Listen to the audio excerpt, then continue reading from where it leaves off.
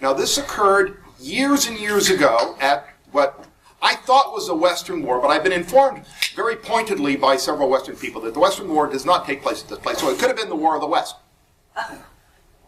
I didn't know that there was that great of a distinction between the Western War and the War of the West, but apparently if you live somewhere west of here, it is really, really, really important. Now, this occurred at some Western war, and what had happened was that there was a king, go figure, and he was taking part in the war, and this was, like I said, this was very early on in the SCA, and this king was very proud. He'd been king. This was at least the second time he had been king. He was well experienced at this. He had come out here, and he did not have some bar-covered Freon helm. He had a brand new, period, stainless steel helmet that he was wearing, and he had brought with him his men-at-arms, his knights, who had been with him for years. And they were going to stand with him in battle at this war. But they were introducing something new at this war. They were introducing combat archery. And at this time, they had developed a really cool type of an arrow. It's called a Marklin arrow. And what a Marklin arrow is if you could imagine a regular arrow. This isn't a golf tube. This is a real arrow where you take the tip off, and on the top, you put a wooden ball. Think of it as a flying hammer. Yeah. Wrapped in leather. Now, this was new. And nobody had tested it extensively. They knew that it wouldn't go through. They tested that the ball was as big as a sword. Yeah, so there's no way it's going to go through the eye slits of a helmet, unless you're shooting it out of a bow. And there's some interesting physics that occurs with objects that are flying. They tend to elongate. How much did it elongate? Enough so that when someone fired this arrow at this king, it elongated enough so that the ball now fit perfectly through the eye slots of the king's helmet. And this king, for possibly the first time in his entire SCA career, decided to mimic a historical figure. King Harold of England, as the arrow hits him in the forehead, knocks him out cold, and the king does this. Boom.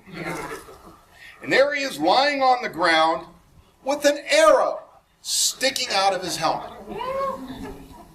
He's surrounded by his men-at-arms. These are men who have stood with the king for years.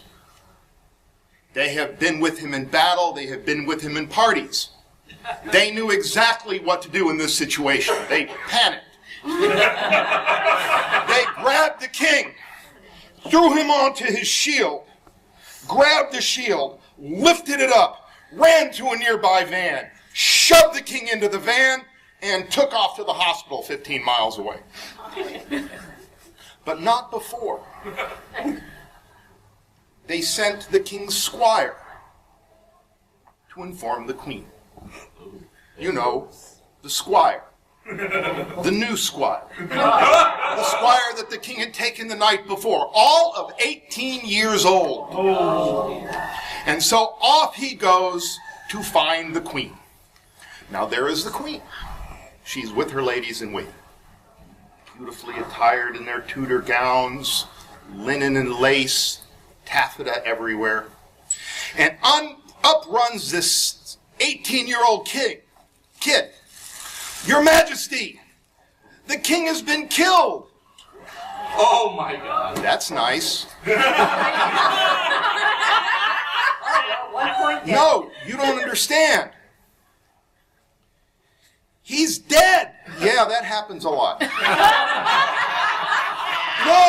No, you don't understand. He got hit by an arrow. And he took it? No, Your Majesty, you don't understand. He grabbed the queen.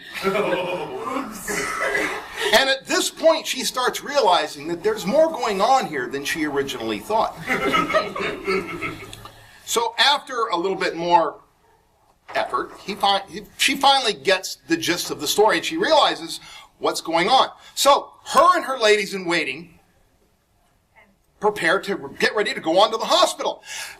But there's a problem. You see, the keys for their cars are in the pockets of the 4 knights that were carrying the king to the hospital. Except for the Volkswagen bug. So now the queen and her 4 ladies-in-waiting, all dressed in fine Tudor garb, are now packed into a Volkswagen bus. Volkswagen bus, and off they go to the hospital 15 miles away. All right. Now we get to the hospital. In the hospital is a doctor who has been at the hospital for 1 week. He has just finished his residency. He's from the West Coast somewhere. He was in the military. This man has been under fire.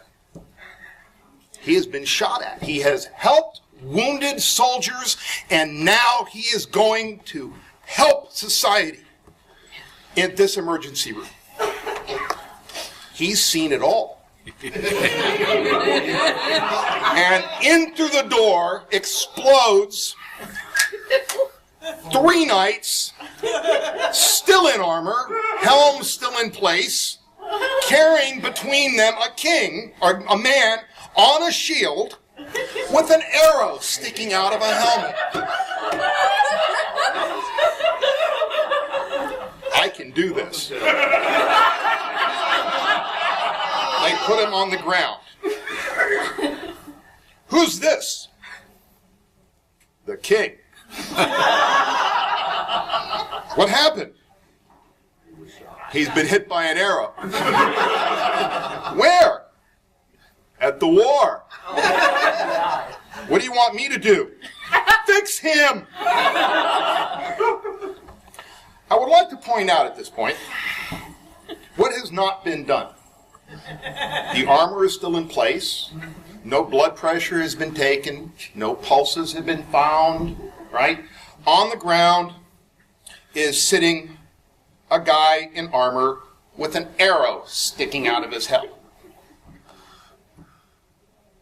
At about this point, a groan comes out of the helmet. Oh! As the king begins to come to. He's not dead. The doctor who has been under fire, who has treated men in combat, panics. Okay, I can do this. Okay, here's what we're gonna do. We're gonna go, and we're gonna get the helmet, and we're gonna cut it off. Yeah. Okay. At this point, outside pulls up a Volkswagen Beetle,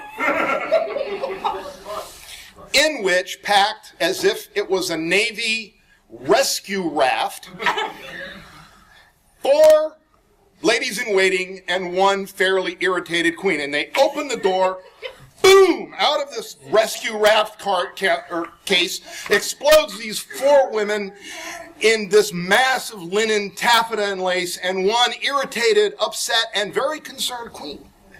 So they run into this situation with this doctor and this moaning king. Yeah, okay, I know what I'll do. We'll cut the helmet off. No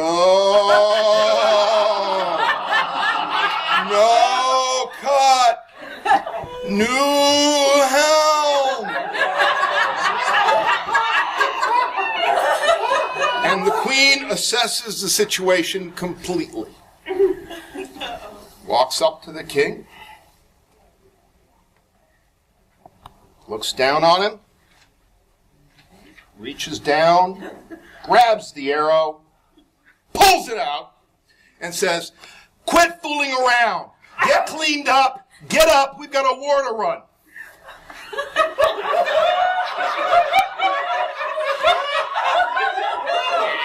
the doctor comes to, he finds an emergency room devoid of knights, devoid of shields, devoid of ladies in waiting, just with nurses. What happened to the king? We fixed him. Where'd he go? He went back to the war. He had a war to run. And apparently to this day, if you come in to this emergency room and go, "Where's the king?" They'll say, "We fixed him. We sent him back to, he had a war to run. Get out."